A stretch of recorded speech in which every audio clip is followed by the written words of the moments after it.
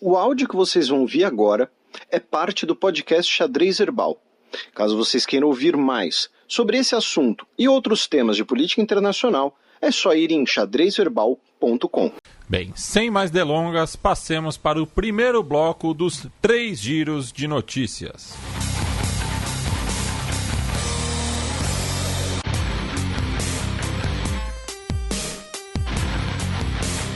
Giro de notícias.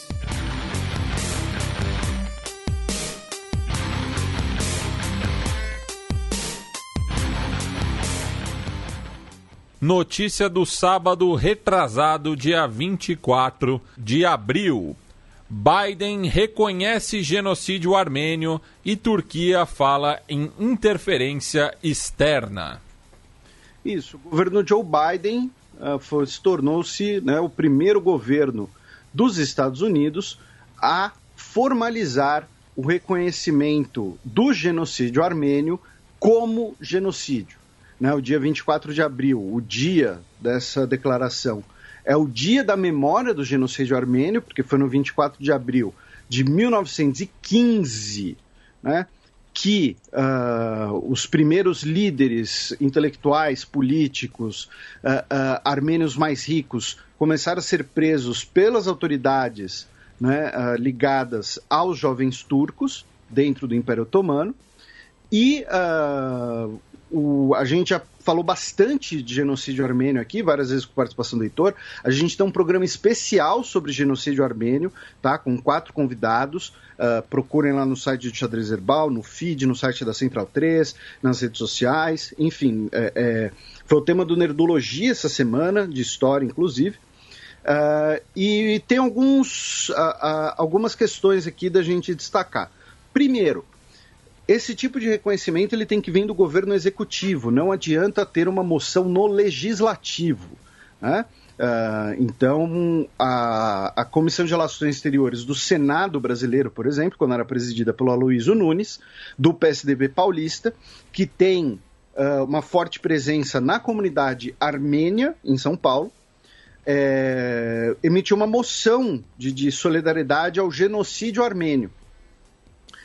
Porém, não era um reconhecimento do executivo. O executivo brasileiro nunca reconheceu o genocídio.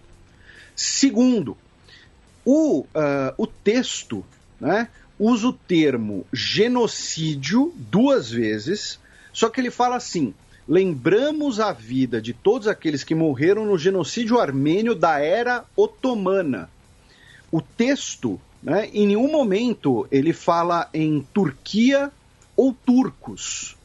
Certamente para amenizar um pouco o tom, já que a Turquia não gosta, não aceita que seja falado em genocídio armênio por 2 motivos. O primeiro é a narrativa de formação nacional da identidade turca. Lembrando, o Império Otomano, como a professora Monique já explicou várias vezes aqui para a gente, o Império Otomano era um império multinacional. O Império Otomano, inclusive, ela sempre corrige quando alguém fala Império Turco-Otomano. Com a Turquia, com os setores mais radicais dos jovens turcos, aí sim a gente vai ter a ideia de turquificação, de formação de uma homogeneidade nacional, de um nacionalismo turco. Até porque o termo turco ele é bastante genérico também, Existem várias subdivisões dentro dos povos túrquicos, Isso, Hoje em dia todo mundo ouve falar nos uigures. Os uigures são um povo túrquico, lá na China, Então, é o que você falou, o próprio termo turco ele também tem várias interpretações. No Brasil, durante muito tempo, foi usado como sinônimo de pessoa do Oriente Médio. Principalmente os sírios e libaneses que vinham com o passaporte do Império Otomano. E eles são árabes, não são turcos. Pois é. Se você disser para um árabe que ele é turco ou para um turco que ele é árabe, ele vai ficar pé da vida com você. Então, é que nem você, sei lá, falar para um argentino que ele é chileno, uma coisa assim. Então, não teve a menção à palavra Turquia, e o outro motivo que a Turquia rejeita o genocídio é para evitar eventuais compensações financeiras. Vamos lembrar que, por exemplo, que a Alemanha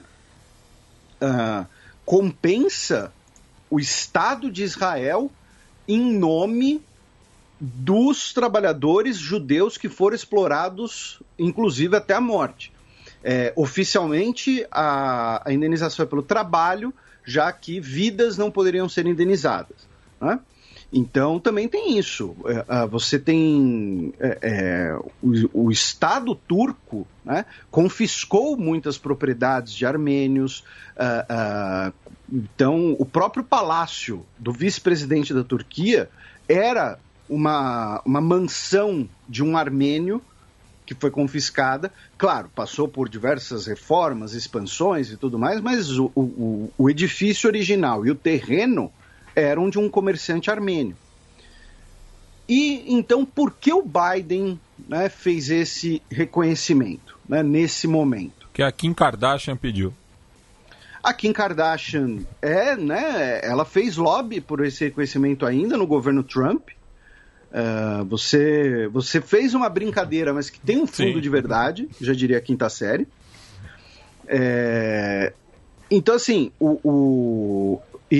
por exemplo, só sobre essa questão das propriedades, vários nacionalistas turcos fizeram um protesto contra a presença de tropas dos Estados Unidos na Turquia na base aérea de Incirlik.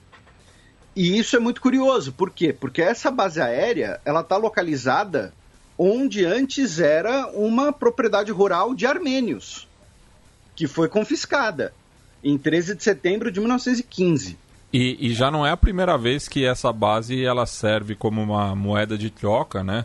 Porque quando a Turquia invade o Chipre em meados dos anos 70, os Estados Unidos promovem um embargo de armamentos à Turquia, porque parte dos armamentos utilizados eram de procedência estadunidense, e esse impasse só foi resolvido em 1978.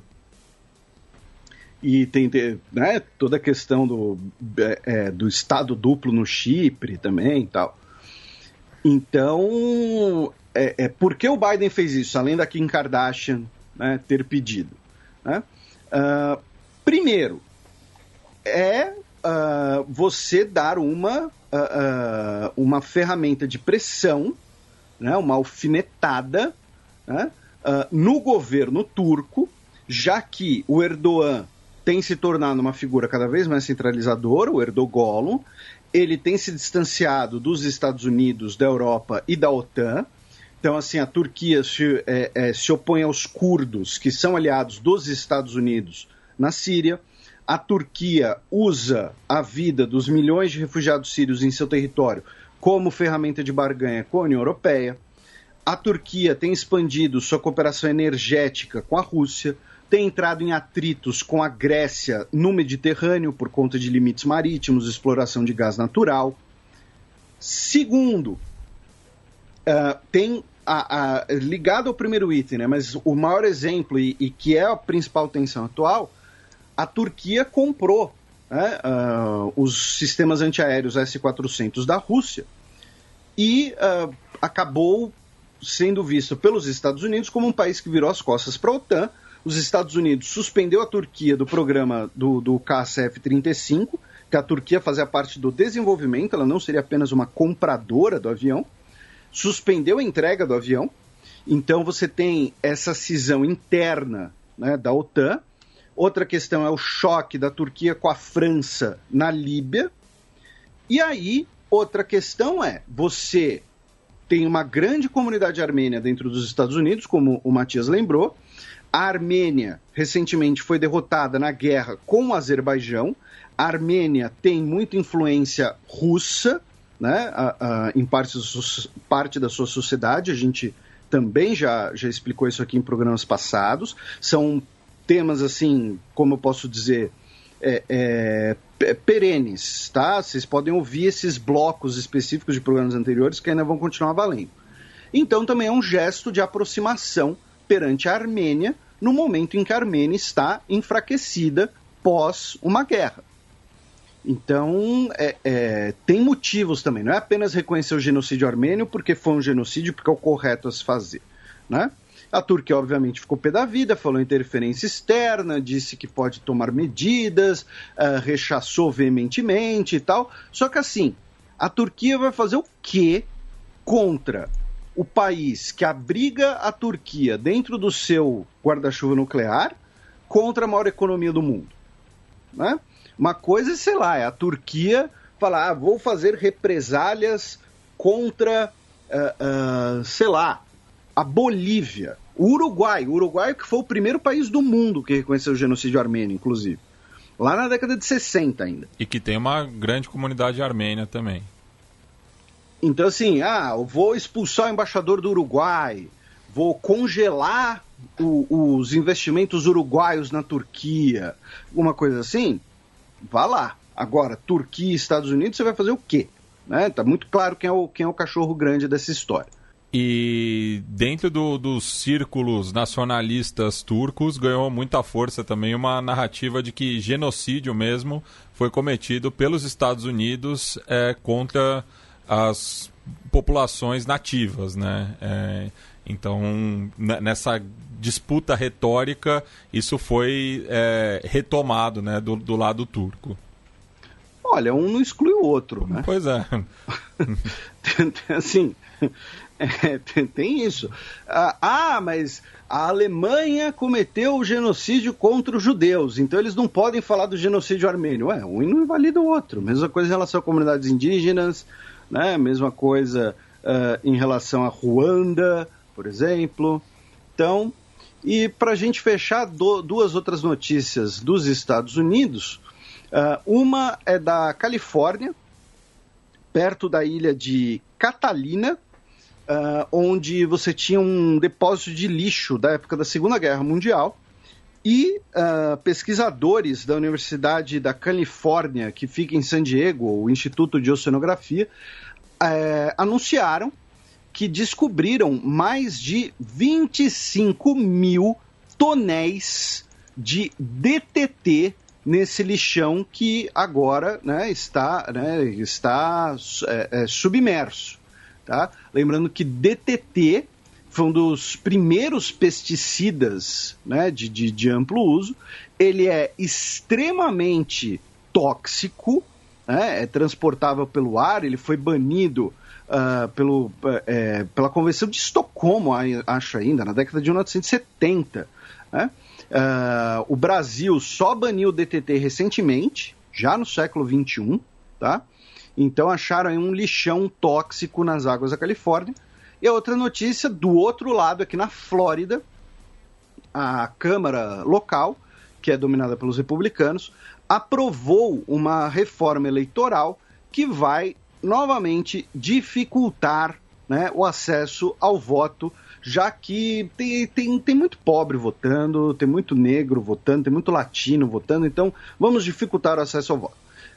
Limitou o uso das caixas para votos antecipados ou por correio, acrescentou maiores requerimentos de identificação para quem solicita cédulas para votar à distância, exige que o eleitor peça a cédula à distância para cada eleição, acabando com o cadastro automático que existe. Então, assim, tem lá a lista das pessoas que votam à distância. Está lá o nome do Matias. Então, toda eleição, o Matias recebe as cédulas para votar à distância.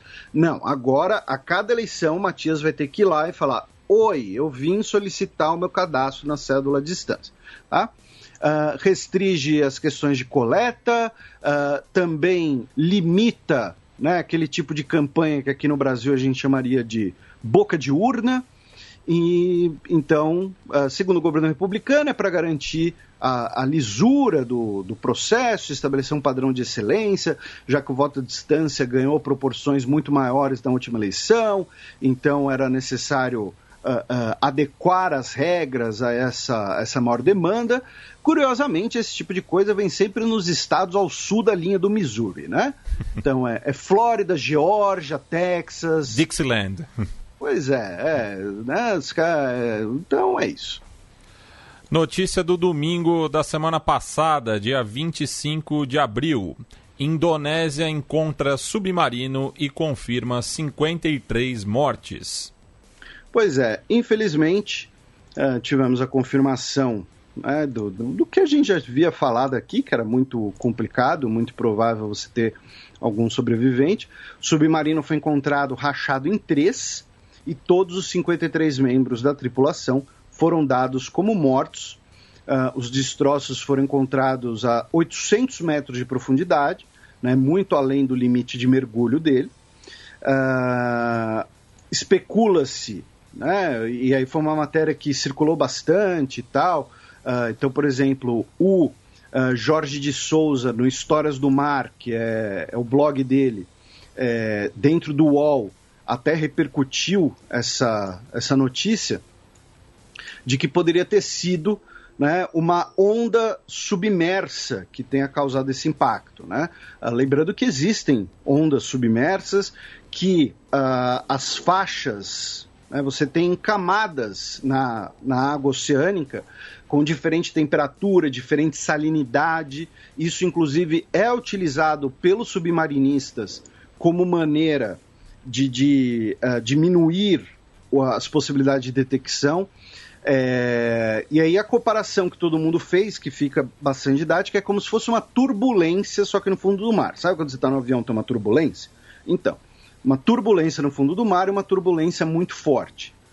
A questão é que, assim, eu particularmente acho complicado que tenha sido isso que tenha causado o problema, ao menos que tenha sido apenas uma onda submarina, né, que tenha causado isso. Deve ter sido uma junção de eventos, né? Então, ou durante um momento de mergulho, isso não permitiu a reação da tripulação, ou então teve algum problema nos circuitos, causou um problema nos circuitos, enfim, porque uma onda submarina não vai afundar um submarino, a não ser que seja, sei lá, um evento sísmico praticamente, tá? Mas, enfim, de qualquer maneira, confirmado, o submarino naufragou, os tripulantes foram dados como mortos. Ainda em relação à Indonésia, o governo declarou os separatistas de Papua Ocidental como um grupo terrorista. A gente repercutiu isso um pouco num programa recente. É muito provável que em breve a gente vai ter que falar isso em algum dos blocos principais, mas rapidamente, né, a ilha de Papua ela é dividida em 2. Você tem Papua Nova Guiné, que era a antiga posse alemã na ilha, e do outro lado você tem a parte que é da Indonésia, que é a antiga parte que era dos Países Baixos. E você tem os nativos, né, os papuanos, que falam, olha, a gente não é nem indonésio, nem alemão, nem neerlandês, a gente é papuano, então Papua tem que se unificar, né? Então você tem esses movimentos dentro da província indonésia de Papua que defendem uma eventual independência ou junção com Papua Nova Guiné, que é ali do lado, tá? E na Tailândia, um dos líderes do protestos, o Parit Warak, foi hospitalizado depois de 46 dias de greve de fome em protesto contra a prisão dele, que obviamente é uma prisão arbitrária. A gente já falou de Tailândia aqui, um país em que se você xingar o rei no Facebook, você pode pegar 10 anos de cana. Isso não tem motivo, isso não tem justificativa. Notícia da quarta-feira retrasada, dia 28 de abril. Em primeiro discurso no Congresso, Biden diz que vai manter presença militar no Pacífico. Felipe, dado a retórica do Biden, não dá para dizer que é um choque de gestão, né? Porque foi um discurso, apesar dos tópicos trazidos, bem ameno, né? É algo que a gente já falou aqui. A diferença entre Trump e Biden vai ser muito mais no rótulo, né, na imagem, do que em substância. Em substância, não é apenas contextualizando, esse discurso dele foi o discurso perante o Congresso depois dos seus primeiros 100 dias. Né? Habitualmente, o presidente dos Estados Unidos fala perante o Congresso durante o discurso do Estado da União. Só que o State of the Union costuma ser apenas a partir do primeiro ano de governo. Né? Então, assim, teoricamente, quem falaria esse ano seria ou ninguém ou Donald Trump se despedindo. Ele teria essa opção. Porém, desde o Ronald Reagan, em 1980, criou-se essa nova tradição de que o presidente recém-impossado fala perante o Congresso como se fosse um State of the Union, não é, tá? Mas é como se fosse, por volta dos 100 dias do seu governo. Então, o Reagan fez isso em 1980, o Bush pai fez isso, o Clinton fez isso, Bush filho fez isso, Obama fez isso, Trump fez isso, que a gente repercutiu aqui, inclusive já tinha um podcast, e agora o Biden faz isso.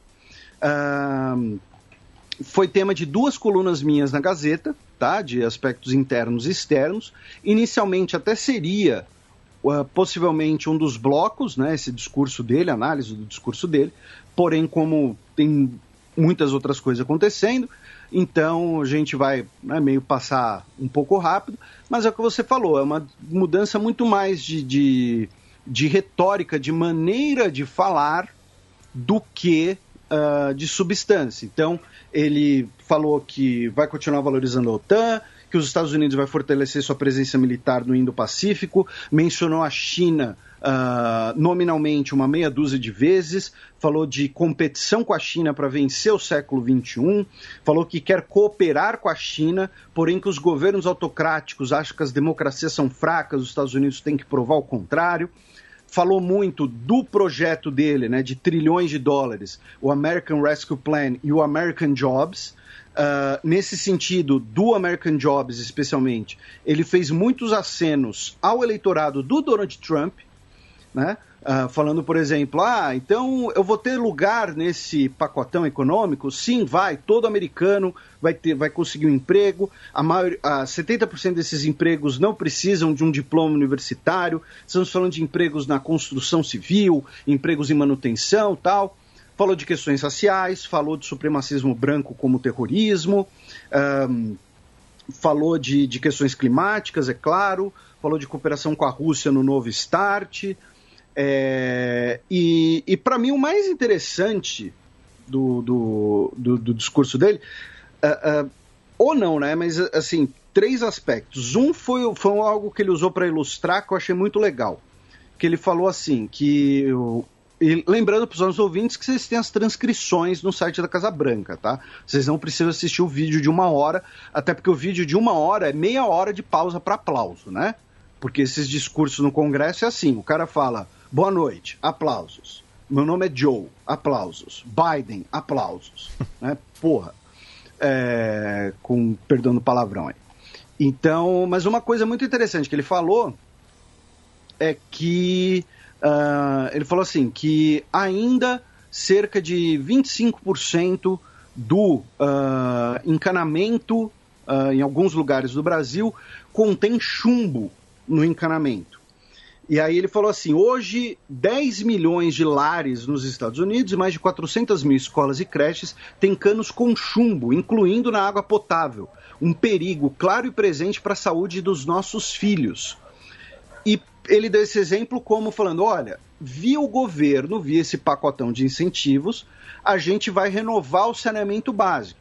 Então vai gerar um emprego pro encanador, pro operário, para a fábrica de encanamentos, consequentemente vai melhorar a saúde potável, vai melhorar o meio ambiente e vai movimentar a economia tudo ao mesmo tempo. Então eu achei uma retórica interessante e para alguns dos ouvintes mais espertos, mais antenados, vocês podem pensar, porra, mas não era isso o segundo New Deal do Roosevelt? Né? Você fazer obras de infraestrutura para gerar postos de trabalho e, consequentemente, movimentar a economia? Exatamente. E não é coincidência, o Joe Biden citou o FDR, o Franklin Delano Roosevelt, 3 vezes no discurso dele. Tá? Então, assim, não é uma ligação que eu estou fazendo na minha cabeça, eu estou pegando as nuances de uma ligação que ele deixou bem explícita. Tá? Então, essa coisa de você investir em infraestrutura para gerar postos de trabalho, ter uma visão de longo prazo, enfim. E o New Deal é um slogan que ficou atemporal, né? E tem uma grande aceitação, porque ficou cristalizado como a salvação da Grande Depressão, né? Isso. Ganhou essa... eu quero dizer, quase uma aura, né? Histórica. E por exemplo, o Joe Biden disse que... ele falou uma frase que, né, vão chamar ele de comunista. Ele falou: existem boas pessoas e bons homens e mulheres em Wall Street, mas com todo respeito, não foi Wall Street que fez a América. Foi a classe média que fez a América e os sindicatos fizeram a classe média. E nisso ele defendeu a homologação da nova lei de sindicatos, lembrando que o primeiro uso do termo New Deal foi na coalizão eleitoral do FDR, que incluiu os sindicatos pela primeira vez. Né? Sindicatos incluiu igrejas, especialmente católicas no norte e batistas no sul. O que elas têm a ver? No norte eram de italianos e irlandeses, no sul eram de negros, 3 comunidades naquele momento pobres, né? Então você tem outras referências também. E finalmente, um outro paralelo o FDR, parte da pressão que o FDR sofria para agir com um certo planejamento estatal na economia, vinha do fato de que muita gente falava: olha lá fora, a União Soviética nem sofreu com Grande Depressão. A União Soviética, esses tais de planos quinquenais aí do Stalin, eles estão se industrializando, estão crescendo e tal. Hoje em dia, você tem esse mesmo contraste, só que em relação à China. Né? Então, assim, o fato de você ter um grande opositor, né, vamos dizer assim, no cenário internacional, acaba também servindo como ferramenta de pressão interna nos Estados Unidos, tanto na década de 30 e 40, 1930 e 1940, como agora. Né? Então não tem mais aquela ideia, por exemplo, do Reagan ou dos governos dos anos 90, de que os Estados Unidos que dita as regras do mundo, os Estados Unidos, a União Soviética está combalida, a União Soviética faliu, esfacelou, então a gente aqui vai trickle-down economics e tal. Hoje, com esse exemplo exterior, acaba gerando um embate muito forte. Quem faz uma observação nesse sentido muito interessante é o historiador Tony Judith, né, que faleceu alguns anos atrás. Ele tem um livro muito legal chamado Reflexões sobre um Século Esquecido, né, que é um livro sobre o século XX, e que ele comenta que muito dos avanços que ocorreram nos Estados Unidos, na Europa, especialmente no pós-Segunda Guerra, vinham da pressão do embate político-ideológico, de ideias, de pessoas falando: olha, tem um outro modelo também, tem o modelo da União Soviética, esse modelo está dando certo. Lembrando que até a Primavera de Praga, em 68, né, a União Soviética tinha um apoio muito grande no Ocidente ainda. Você só vai ter a denúncia do stalinismo na década de 1950, só vai ter a publicação do arquipélago Gulag também na década de 1960. Então, antes que alguém fale: mas olha só, os caras lá estavam defendendo, né, o Stalin. Gente, em 1950, o Stalin ele era visto como o cara que encheu os nazistas de porrada e modernizou a União Soviética. Né? É muito diferente da visão que a gente vai ter hoje, em 2021. Sabendo muito mais coisas que a gente sabe. Enfim, já me alonguei pra caramba nesse discurso.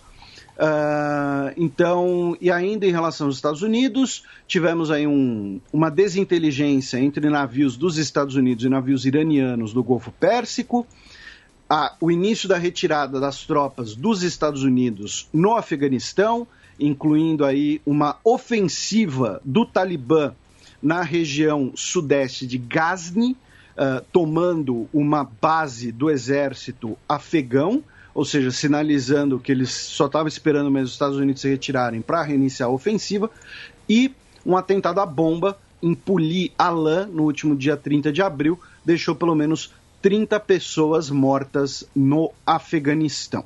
Notícia da penúltima quinta-feira, dia 29 de abril.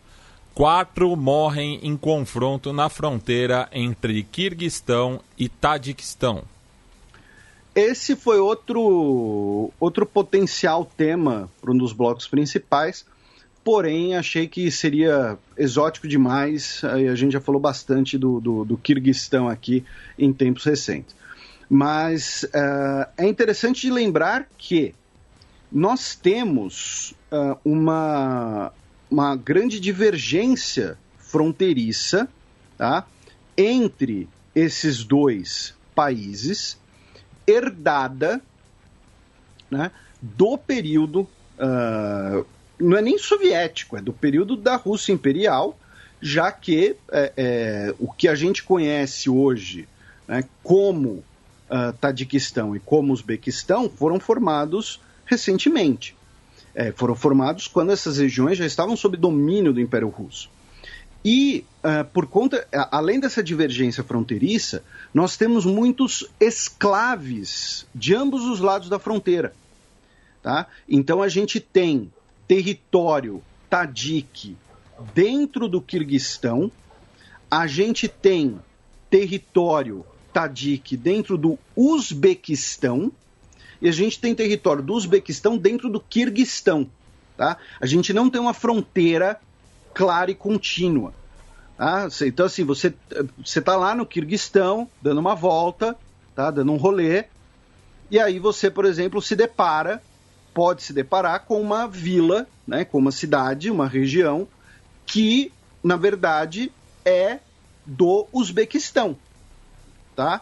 Então, você tem uma fronteira ali muito pouco definida, nunca chegou a ter um problema aberto, embora com algumas negociações um pouco mais esquentadas e tal, até porque você sempre teve ali a Rússia, né, mediando a situação, o Uzbequistão também mediando essa situação, a Turquia recentemente expandiu sua influência na região, até porque, como, né, o que você até falou anteriormente, né, são povos túrquicos.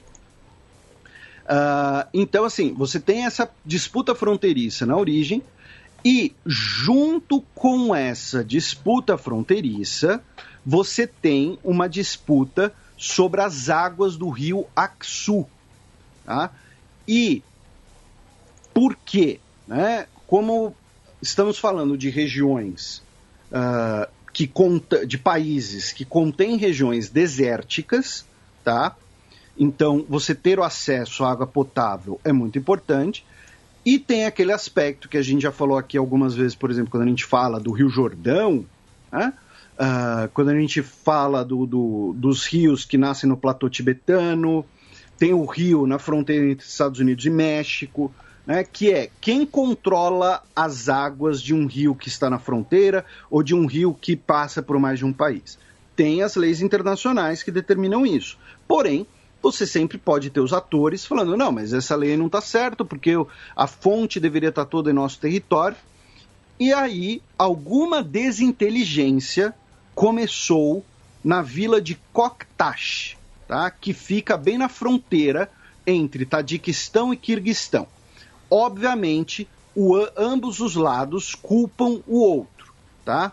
Segundo os quirguizes que moram na região, o problema começou quando o exército tajique, tá, instalou câmeras para monitorar os sistemas de distribuição de água. Segundo o governo tajique, o problema começou quando o novo presidente do Quirguistão, lembrando que Quirguistão foi tema de programas recentes, teria instigado o conflito, tá, para pressionar por uma troca de terras para estabilizar a fronteira. Tá? Então ele queria, né, o Japarov provavelmente né, segundo essa retórica, né? Ele quer fazer uma troca de terras falando, eu te dou umas terras aqui, você me dá as terras ali, a gente deixa a fronteira certinho, sem escravos um do lado do outro, o que implicaria uma transferência populacional, muito provavelmente, né? E aí, ele fez essa pressão logo depois do referendo, sem consultar as autoridades tajiques.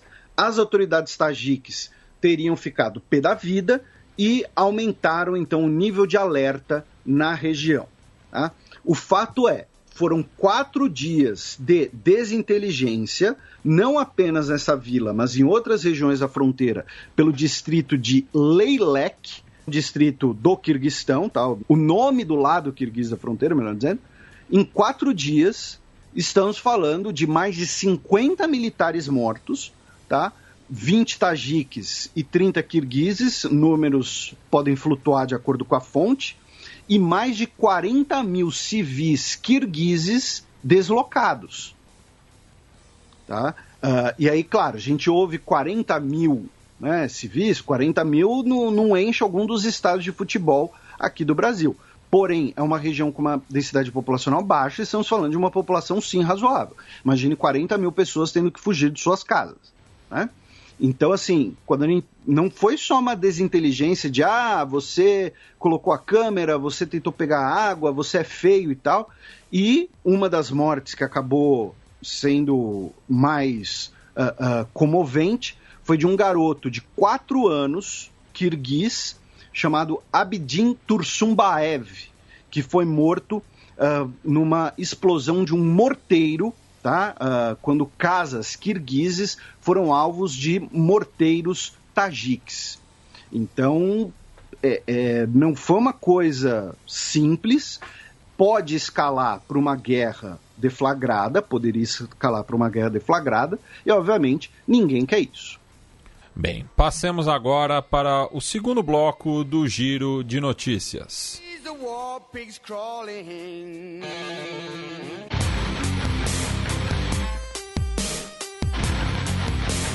Giro de Notícias.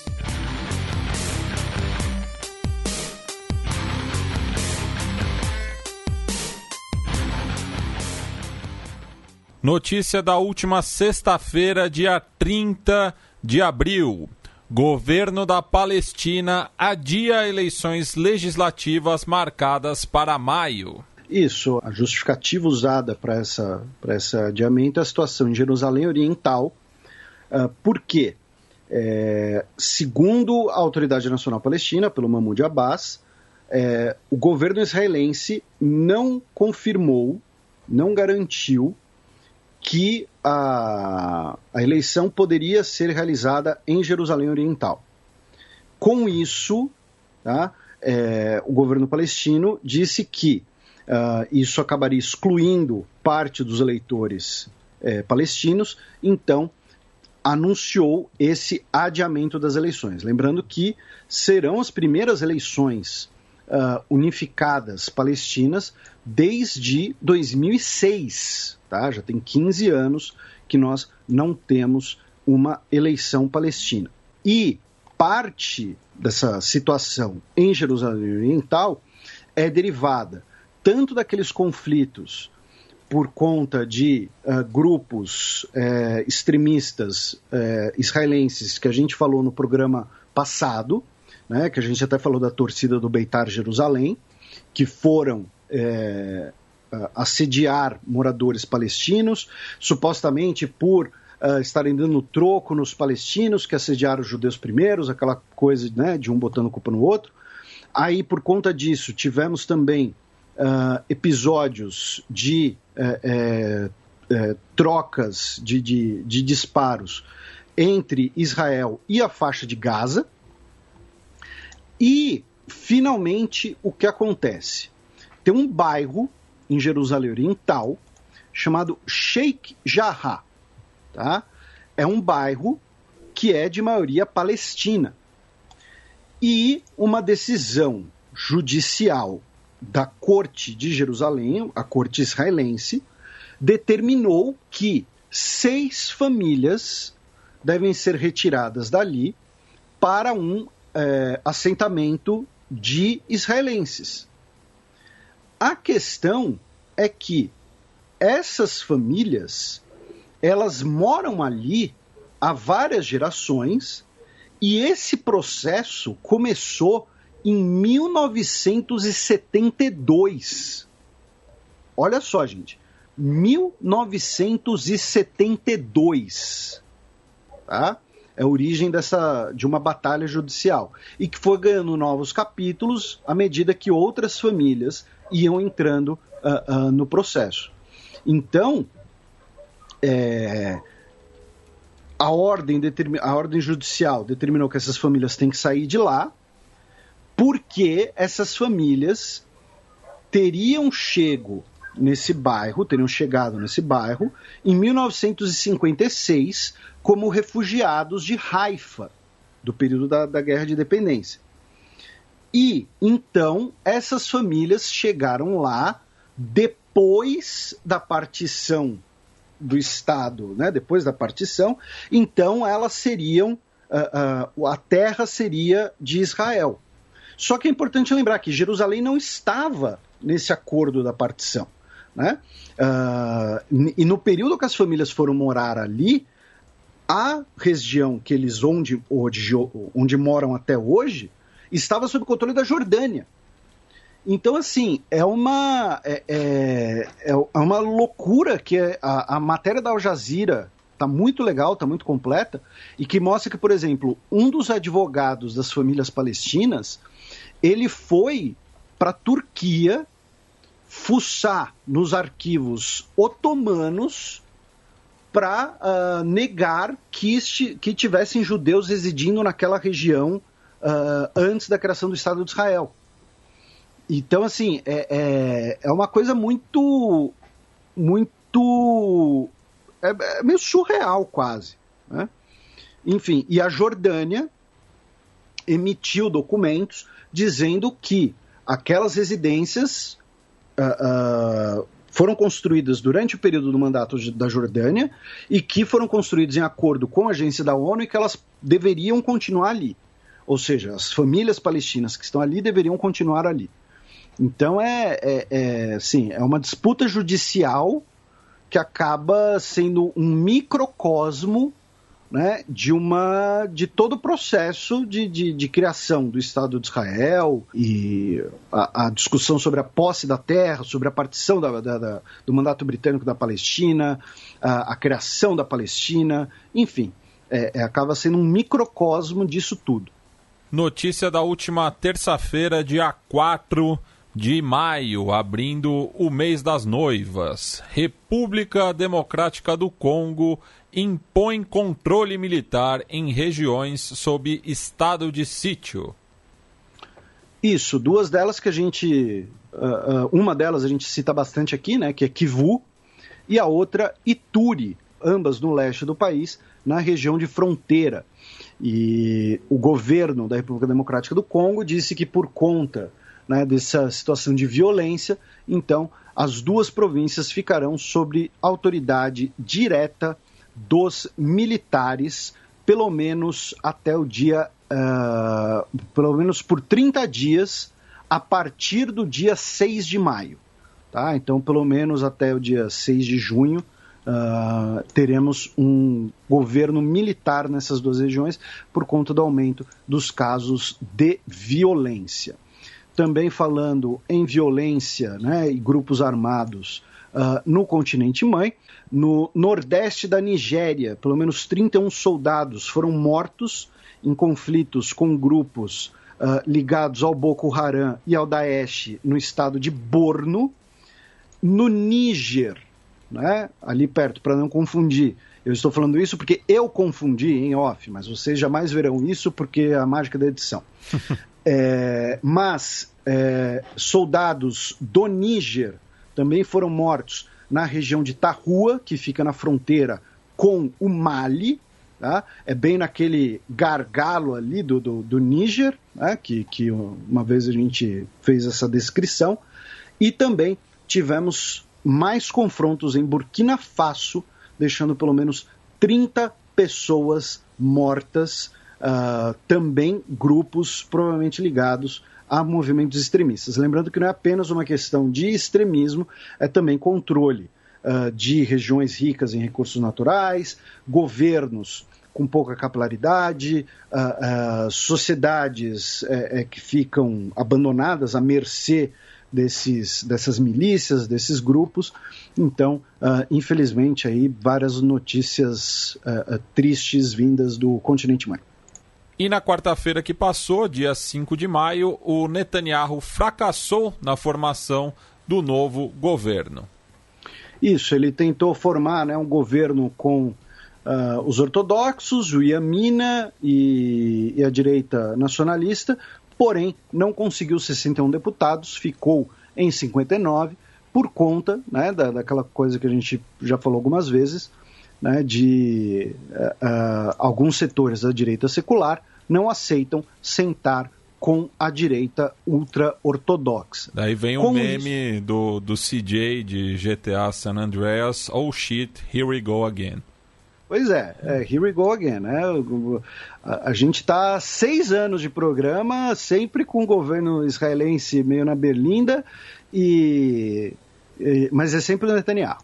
Mas agora, né, o presidente de Israel deu ao segundo colocado na eleição, o Yair Lapid, né, o ex-apresentador, jornalista e tal, que fazia parte da coalizão azul e branco, que o Benny Gantz rachou para formar governo com o Netanyahu, e o Yair Lapid não aceitou, falou, não, vou continuar na oposição, e o presidente Reuven Rivlin deu a ele o mandato para poder formar um governo.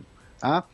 O partido do Yair Lapid, o Yesh Atid, conseguiu 17 cadeiras na última eleição, e a questão ele vai ter que formar um governo cuja única bandeira vai ser a bandeira anti-Netanyahu.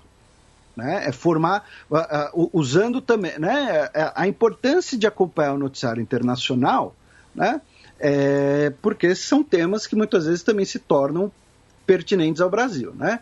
Então, lá vai ter que ser a frente amplíssima, porque vai ter que basicamente juntar quase todo mundo que não é o Netanyahu. E, obviamente, isso acaba criando um governo extremamente heterogêneo, que teria vida curta ou sequer vai conseguir decolar. Né? Porque dificilmente ele vai conseguir a direita religiosa, talvez ele nem queira. Aí a direita nacionalista, não sei se vai querer sentar, né, com todos os grupos de esquerda. Aí nós temos a lista conjunta, né, que é dos partidos árabes, que são 6 parlamentares, é um número que ele não pode desprezar. Então vai ser uma tarefa bastante complicada, porque ele vai ter que fazer, né, como eu disse, a frente amplíssima. Né? Ele vai ter que basicamente falar, olha, qual a proposta da minha chapa? Não é o Netanyahu. Né? Proposta 1, fim das propostas. Resta saber se vai todo mundo topar. Se toparem, beleza, ele consegue. Né? Então, assim, mas, novamente, vai ser difícil você colocar a direita, mesmo a direita secular, do lado da esquerda, do lado dos partidos árabes. E ele vai ter que juntar todo mundo aí. Talvez consiga, talvez não, mas, né? E certamente, eu tenho certeza, tá? E os nossos ouvintes já fiquem ligados nisso, que se o Yair Lapid se tornar o primeiro-ministro de Israel, vai chover paralelo com Luciano Huck, pelo fato dele ser apresentador de TV, ele era jornalista. Mas assim, primeiro, ele está muito mais, sei lá, para um William Bonner do que para o Luciano Huck. E segundo, junto com a carreira jornalística dele, ele também teve participações políticas. Ele foi ministro em outras ocasiões, ele foi membro do parlamento. Então, assim, ele não é um cara também totalmente outsider, tá? Então... Tá mais para João Dória. Olha, eu acho que mesmo João Dória porque assim, o Yair Lapid ele tem muita audiência em Israel. O João Dória não podia falar o mesmo quando ele era da TV. Então, assim, mas falando sério, eu acho... Vão chover essas comparações e os nossos ouvintes estarão ligados que é uma comparação furada, tá? E, para a gente fechar, infelizmente, né, tivemos uma notícia em Israel que, durante a celebração religiosa do Lag Baomer, perto do Monte Meron, no norte de Israel, tivemos um tumulto, que ainda não se sabe qual foi a origem. Nesse tumulto, né, tivemos correrias, pessoas pisoteadas, pessoas que foram sufocadas, pessoas prensadas em gradis, esse tipo de coisa. E aí, infelizmente, 45 homens e meninos morreram, todos ultra-ortodoxos, morreram, como diz, pisoteados, asfixiados, enfim. Ainda não se sabe qual foi o início da correria, tá? O Netanyahu visitou o local, ele estava todo de preto, inclusive, então acabou, né, uma notícia aí bastante triste, porque é uma morte muito trágica, né? E é isso. Também anteontem, Estados Unidos apoia a liberação de patentes das vacinas contra o coronavírus para uso universal. A gente vai falar mais disso no programa com o Átila, obviamente. Porém, é interessante destacar duas coisas aqui. A primeira é que o Brasil, né, tem que ver se o Brasil vai querer continuar sendo mais realista que o rei. Né, porque o Brasil se tornou um dos únicos países fora o núcleo duro da União Europeia, o núcleo duro dos países austeros, né? Alemanha, Países Baixos, a Dinamarca, que é contra, né, a suspensão das patentes pela OMC. Então, dos países em desenvolvimento, o Brasil é praticamente o único. Né? Tanto que Índia e África do Sul são os que mais pressionam por isso. E vai contra a lógica do subdesenvolvimento, né? Vai contra os interesses brasileiros, até porque é importante lembrar que suspensão de patentes não significa você roubar a propriedade do laboratório. Você ainda tem que pagar um licenciamento. Só que a diferença é que você paga o licenciamento pela propriedade intelectual, ali mudam as regras. É como se você pagasse o licenciamento sem fins lucrativos. Né?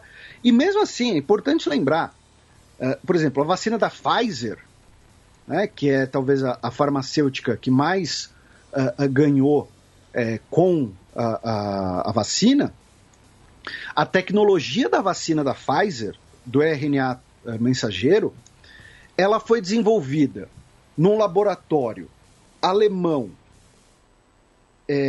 com cientistas formados em instituições públicas alemãs, financiados especialmente pelo governo alemão, a partir da pesquisa de uma húngara que ficou basicamente 40 anos pesquisando ciência básica, né, a Katalin Karikó, eu fui colar o nome dela porque eu não me lembrava. Ela passou 40 anos pesquisando ciência básica, ou seja, sem finalidades de mercado, financiada por organizações públicas, tanto na Hungria quanto nos Estados Unidos. E ela é a dona das patentes da tecnologia do RNA mensageiro. Então, quando você fala quebra de patentes, não é como se fosse a Pfizer com o dinheiro dos investidores da Pfizer que bancou o completo desenvolvimento dessa vacina. E essas pessoas estão, então, perdendo a propriedade intelectual que eles financiaram. Não. Você tem ali um financiamento público já gigantesco, desde o início. Então, essa é a primeira coisa. A segunda coisa que por que o governo dos Estados Unidos mudou de postura? É porque o Joe Biden é um puta cara legal. O Donald Trump era contra porque ele é malvado e o Joe Biden é um puta cara legal. Não é por isso. A gente sempre tenta frisar aqui para tirar esse maniqueísmo das coisas. É uma forma dos Estados Unidos correr atrás do espaço que os países ricos, né, os países especialmente Estados Unidos e União Europeia, perderam em relação aos países de desenvolvimento na questão das vacinas, especialmente para a China e Rússia, e em menor grau para a Índia. Então você tem os países africanos, países latino-americanos, países do Oriente Médio, países asiáticos, muitos comprando ou recebendo vacinas chinesas e russas, ou indianas, e aí os Estados Unidos ficando para trás nessa corrida de imagens, o Macron também pressionava por isso, então uma maneira dos Estados Unidos não perder essa corrida para a China. Tá? Então os Estados Unidos falam, olha, realmente, né, pobre também tem que ser vacinado, então vamos aqui defender a suspensão das patentes. Novamente, não é porque ele é um puta cara legal, é porque eles estão perdendo espaço numa disputa com a China. E, finalmente, ainda nessa relação, o governo dos Estados Unidos anunciou pela porta-voz Jen Psaki que vai enviar 20 milhões de dólares em medicamentos do kit intubação para o Brasil, em parceria com a Organização Pan-Americana de Saúde, mas os detalhes do envio ainda não foram revelados. Passemos agora para o terceiro e último bloco do Giro de Notícias.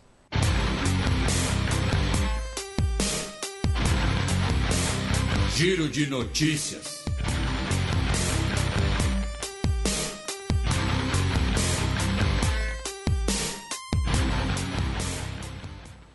Notícia da última quarta-feira, dia 5 de maio. Lula é destino de verbas para combate à Covid. Cadê o Zé Gotinha? Pois é, Lula preso amanhã. Mentira. Na verdade, é uma Lula, é uma estátua de uma Lula. Tá? Não é o Lula, é uma Lula. Mas aí a gente quis manter aqui o capcioso. Por quê? O que aconteceu?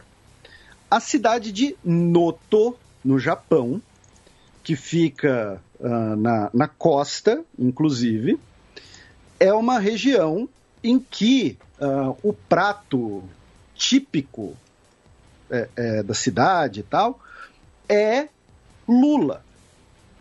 Tá? E aí, o que aconteceu? A cidade gastou cerca de 25 milhões de ienes, o que dá mais ou menos aí 170 mil dólares, para fazer uma estátua de uma lula de 13 metros. Tá? Com tentáculos e tal. Como uma forma de promover o turismo gastronômico, né, e promover a visita das pessoas da região, que tem paisagens naturais, e tem trilhas e tal. E você tem também a questão da lula, que eu mencionei, só que o dinheiro para fazer a estátua saiu do Fundo de Combate à Covid, que a cidade recebeu 800 milhões de ienes do governo nacional e dessa grana saiu a estátua da Lula. Por quê? Porque não era por lei obrigado assim, a gastar com questões de saúde. Né? Era para combater a pandemia. E eles falaram, olha, a gente precisa trazer as pessoas para comer lula aqui, então vamos fazer a estátua da Lula, é para combater a pandemia. Então, tá aí o trocadilho da manchete, mas, enfim, quem quiser digita aí, né, Noto, N-O-T-O, né, Lula, e vocês vão ver as fotos. Ainda na região do Pacífico, o governo filipino acusou a China de atrapalhar as operações de navios da Guarda Costeira das Filipinas no último mês de abril. E aí o chanceler das Filipinas, o Ted Locsin, ele postou no Twitter uma mensagem muito diplomática, sobre a presença chinesa em águas que são alvo de contencioso. Que os chineses deveriam get the fuck out.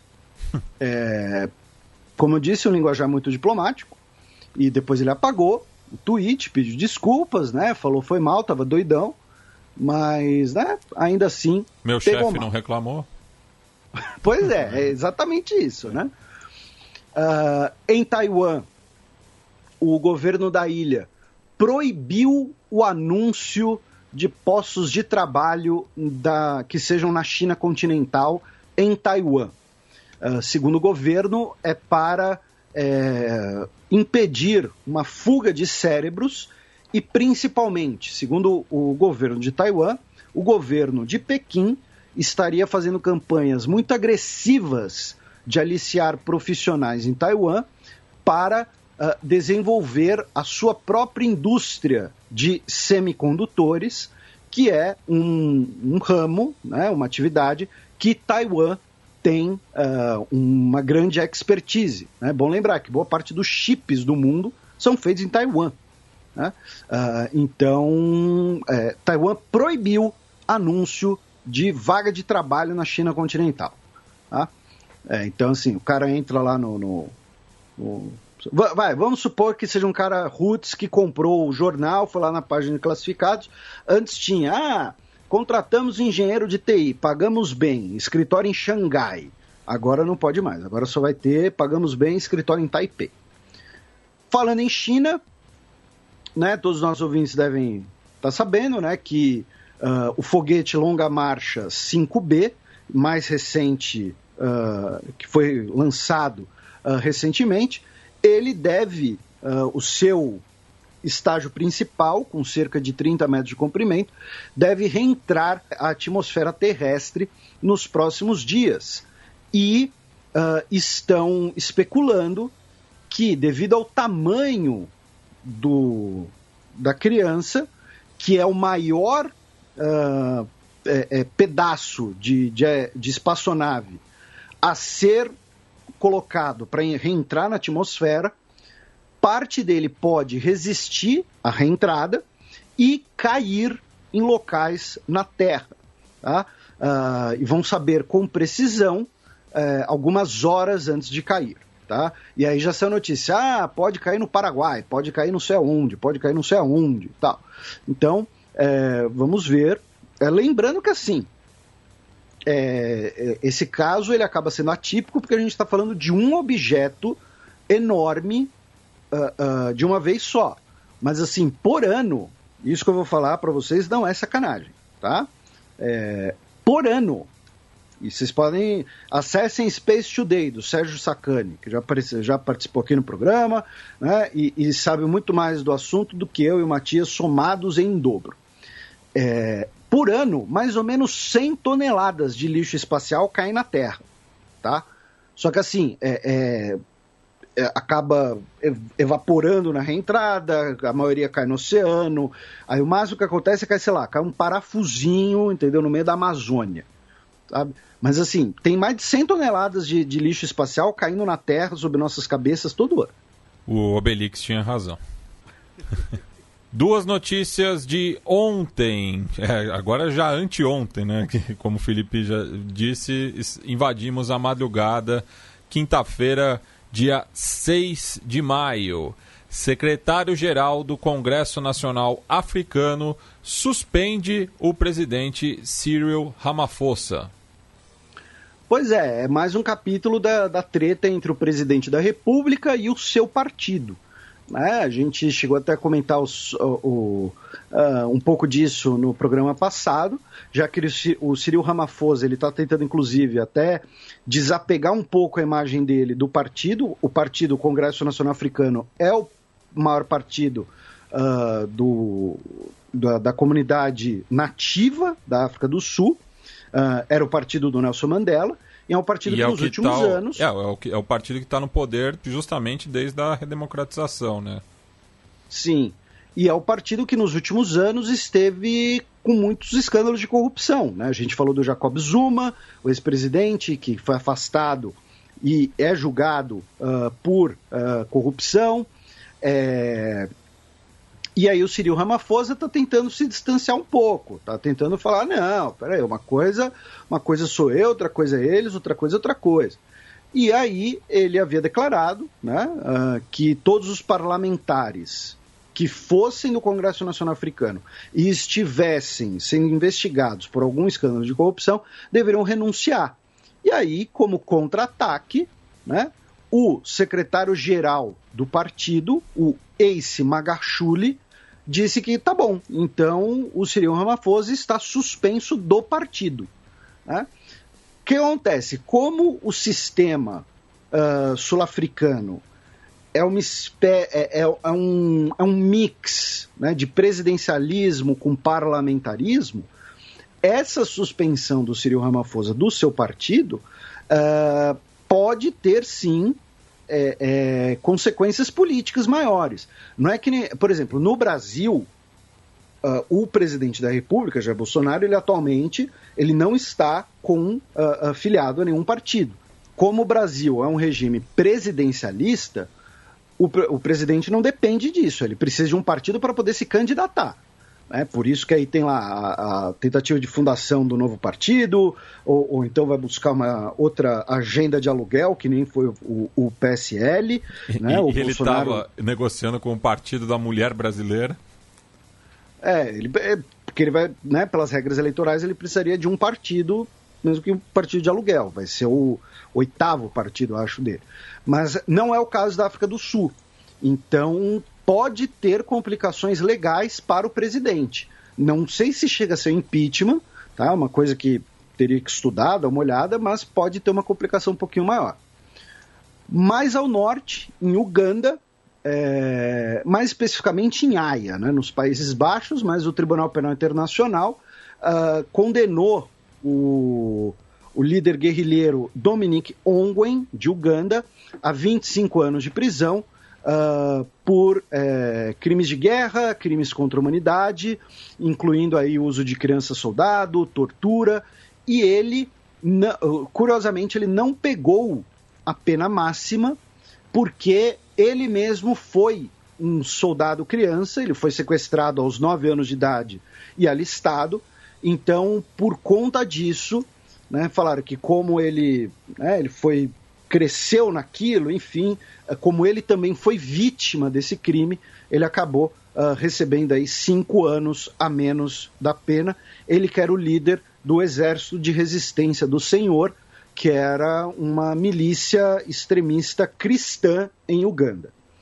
Também em Uganda, o parlamento aprovou o projeto que criminaliza atos íntimos entre pessoas do mesmo sexo e prevê 5 anos de prisão para quem descumprir. Em boa palavra, criminaliza a orientação sexual das pessoas e legitima a homofobia e o preconceito. Agora, a lei foi para o presidente, que vai poder assinar ou não, né, o Museveni. O Museveni que é presidente, mas ele manda em Uganda desde antes de eu nascer, né?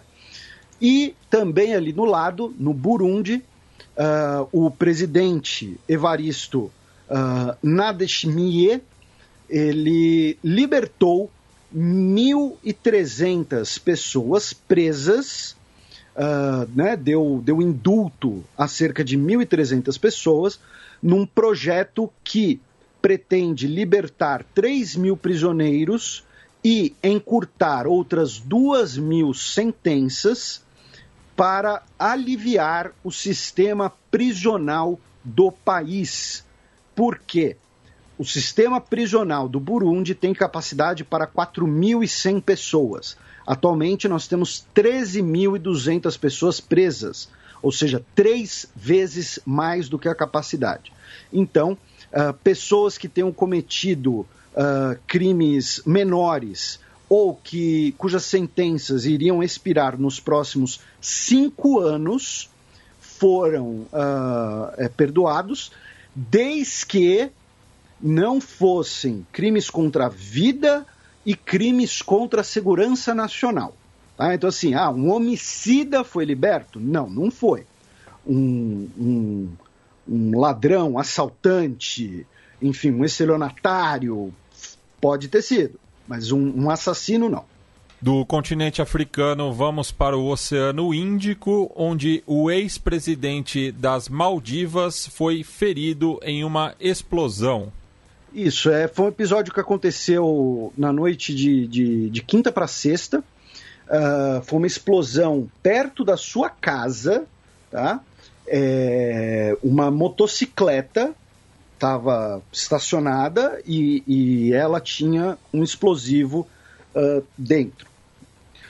O governo das Maldivas acionou o seu convênio de cooperação policial com a Austrália, e aí uma equipe da Polícia Federal Australiana foi para as Maldivas para ajudar nas investigações. O que acontece?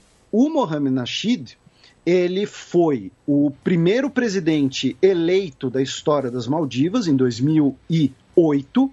Ele foi derrubado por um golpe militar em 2012 e ele é crítico, ele é um dos principais críticos, né, dos golpistas que são alinhados com grupos islâmicos mais radicais. Lembrando, as Ilhas Maldivas é um país de maioria muçulmana.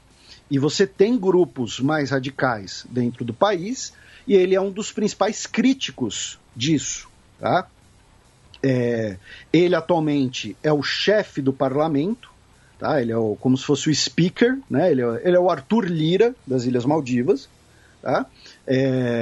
O presidente disse que o ataque foi um ataque na democracia das Maldivas, foi um ataque contra todo o país e garantiu que tudo vai ser investigado, tanto que acionou essa cooperação legal com a Austrália. Ainda no Índico, subcontinente indiano, a polícia do Sri Lanka prendeu o parlamentar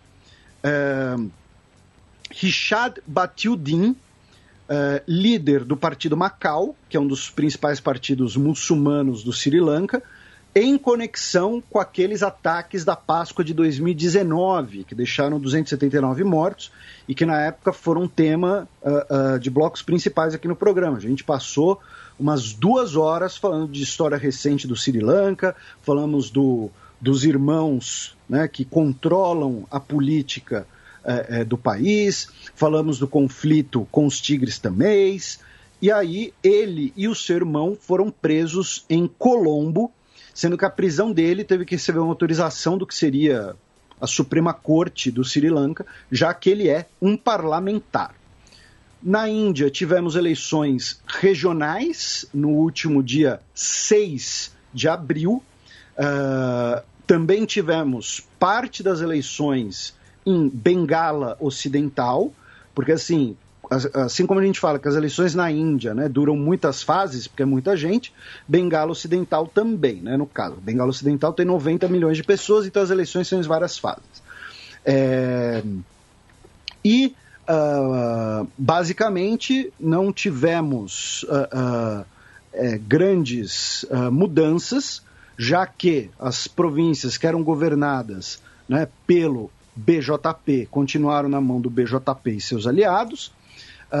As províncias com governos regionais também continuaram com governos regionais.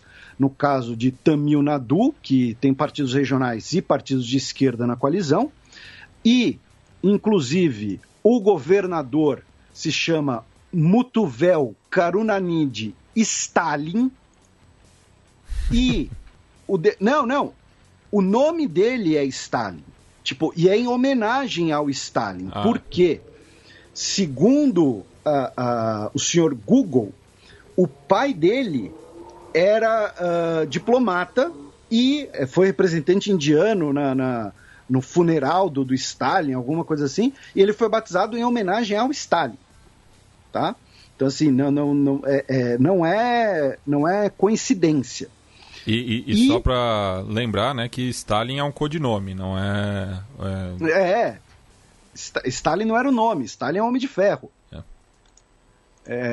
E falando em Stalin, né, no estado de Kerala, os comunistas continuaram também no governo com o Pinarayi Vijayan, né, que o estado de Kerala, que é um estado na costa indiana, na costa ocidental indiana, bem lá na pontinha, é quando a Índia começa a dar a volta, assim, começa a contornar o subcontinente indiano.